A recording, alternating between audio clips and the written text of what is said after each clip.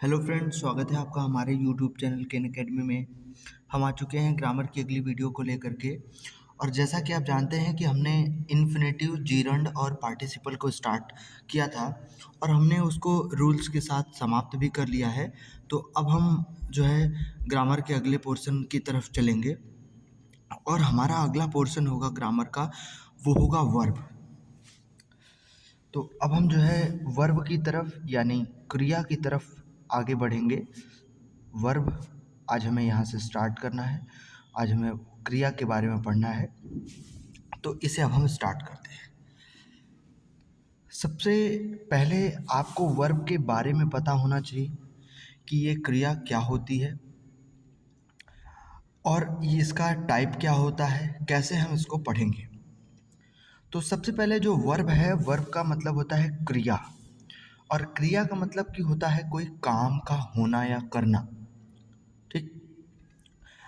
जो ये वर्ब है ये किसी एक्शन को दिखाता है या और talk about something, talk about something, something happen, या कुछ होने की घटना पर ये बातचीत करता है, बात करता है, उसे वर्ब कहते हैं। तो आप इसके डेफिनेशन में लिख सकते हैं कि a verb is a word. क्रिया एक ऐसा शब्द है दैट इज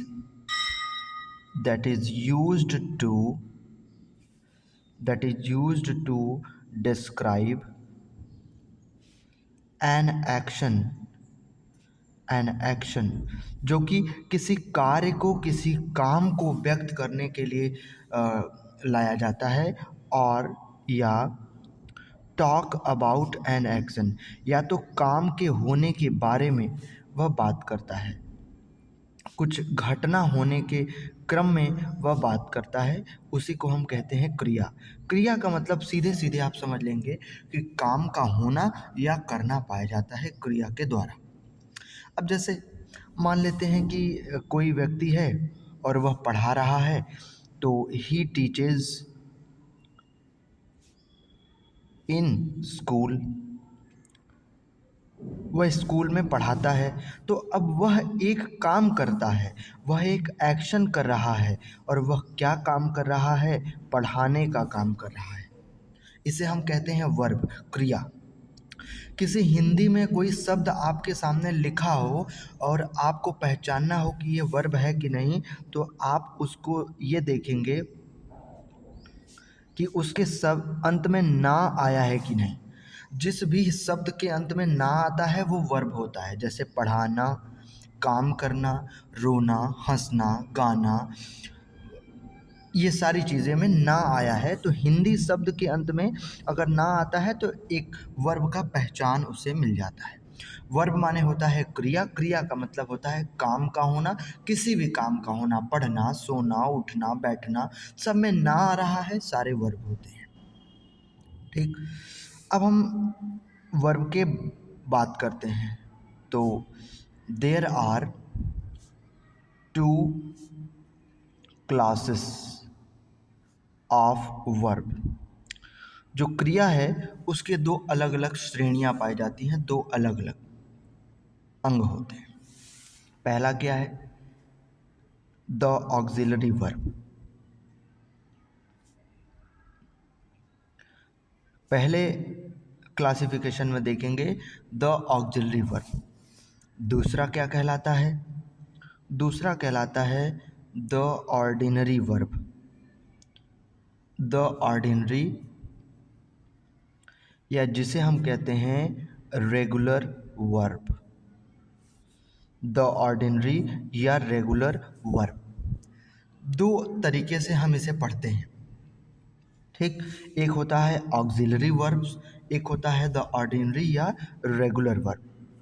अब हम पहले प्रकार में प्रवेश करते हैं, किसमें? द ऑक्सिलरी वर्ब में।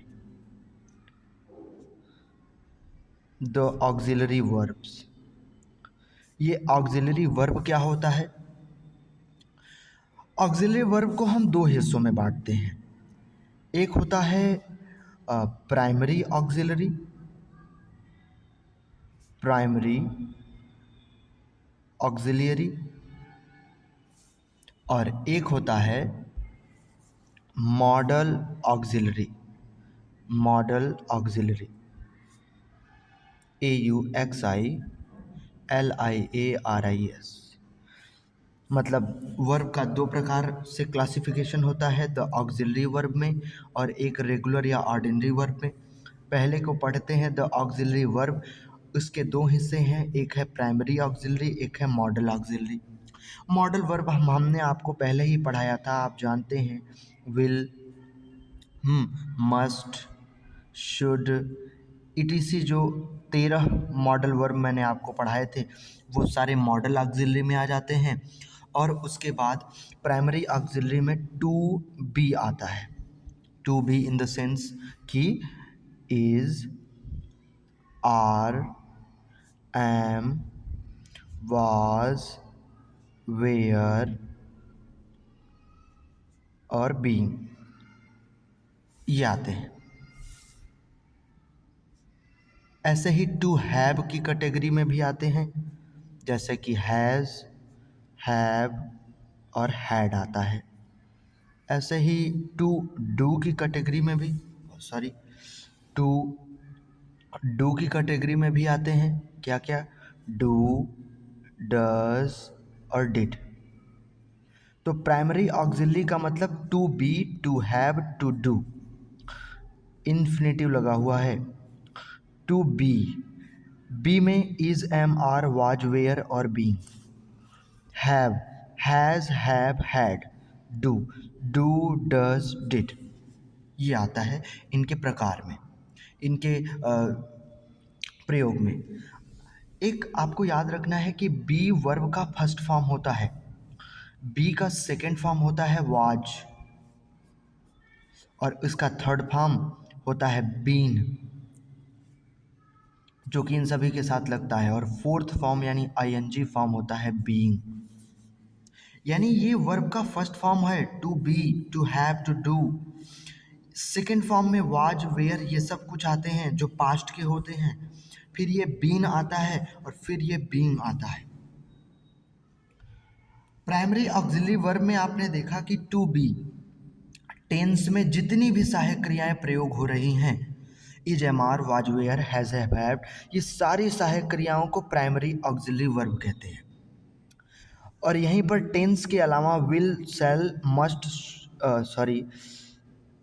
मस्ट, शुड, ये सारी जो सहायक क्रियाएं थी, इन सभी को हमने मॉडल ऑक्सिलरी वर्ब के केस में रखा।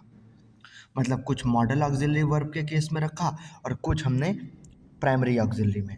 तो प्राइमरी ऑक्सिलरी में याद रखना है कि टेंस की जितनी सहायक क्रियाएं हैं प्राइमरी ऑक्सिलरी में, और जो टेंस के अलावा जो should, could, may, might, other चीज़ें बचती हैं, जो अदर सहायक क्रियाएं हैं, उसे मॉडल ऑक्सिलरी वर्ब में। कुछ ऐसे इसमें सहायक क्रियाएं हैं दोस्तों जो जिसका यूज़ हम टेंस में करते हैं, is, am, are, was, were. लेकिन इसका यूज़ हम सिंपल एक सेंटेंस में भी कर सकते हैं, जैसे he is a good boy. तो इज का यूज़ हमने यहाँ पर कर दिया कॉम्प्लीमेंट देने के लिए, और इसी इज का यूज़ प्रेजेंट कॉन्टिन्यूअस टेंस में भी हम करते हैं। लेकिन डू और डस का यूज़ सिर्फ टेंस में करते हैं, हम इसे नॉर्मली यूज़ नहीं कर सकते सहायक क्रिया के रूप में, है ना। तो ये चीज़ें थोड़ा सा डिफरेंट है इसमें। तो आपको याद रखना है कि प्राइमरी ऑक्सिलरी वर्ब ये होते हैं जो टेंस में यूज़ किए जाते हैं, और मॉडल ऑक्सिलरी वर्ब ये होते हैं जो इसके अलावा यूज़ होते हैं। ठीक, अब हम एक एक उदाहरण लेते हैं इनका और अच्छे से चीज़ों को समझ लेते हैं। जैसे पहला क्या कह रहा है? कह रहा है कि सी इज राइटिंग ए लेटर, वह एक पत्र लिख रही है, और यहाँ पर इज़ है, इसको टू बी कहा गया। अगर आपको कहीं भी टू बी की चर्चा की जाए तो आप समझ जाएंगे कि उसे is, am, are, was, were और बीइंग का बोध होता है। टू हैव की बात की जाए मतलब हैज, हैव, हैड का बोध हो रहा है। मतलब हैव की बात होने पर सारे परफेक्ट टेंस के सहायक क्रिया का बोध। टू बी होने पर माने कॉन्टिन्यूअस और अदर के बोध। और टू डू होने पर सारे इंडिफिनिट माने प्रेजेंट इंडिफिनिट, पास्ट इंडिफिनिट क्या बोध होता है, तो ये चीज़ है। ठीक है, तो सी इज़ राइटिंग ए लेटर। अब ये सेंटेंस जो है एक ऑक्सिलियरी वर्ब है, ऑक्सिलियरी वर्ब है। मतलब आप कह सकते हैं कि एज एन ऑक्सिलियरी वर्ब, इसका यूज़ ऑक्सिलियरी वर्ब के रूप में किया गया है। लेकिन सी इज़ ए डॉक्टर, क्या ये भी ऑक्सिलियरी वर्ब होगा? जब हम प्रेजेंट कॉन्टिन्यूअस टेंस पढ़ते हैं तो उसमें इज होता है, इज एम आर सहायक क्रिया, लेकिन वर्ब होता है जिसमें आईएनजी लगा होता है। लेकिन इस वाक्य में ऐसा कुछ भी नहीं है। यहाँ पर सी इज़ ए डॉक्टर नॉर्मली लिख दिया गया है, और जब ये नॉर्मली लिख दिया गया है तो इसे कहेंगे एज एन रेगुलर वर्ब या ऑर्डिनरी वर्ब, क्योंकि ये एक कॉम्प्लीमेंट बता रहा है, मतलब कॉम्प्लीमेंट की चर्चा हो रही है यहाँ पर। ठीक है, एज एन रेगुलर वर्ब, तो ये आपको ध्यान रखना है। तो ये वर्ब के प्रकार हैं, इसमें बेसिक सी जो बातें हैं उसकी चर्चा हो रही है। ठीक है, तो ये आपको ध्यान रखना है। और इसके साथ साथ अब हम जो वर्ब के टाइप हैं उसकी तरफ थोड़ा सा आते हैं। तो वर्ब के टाइप में हमने आपको पहले ही बता दिया था कि जो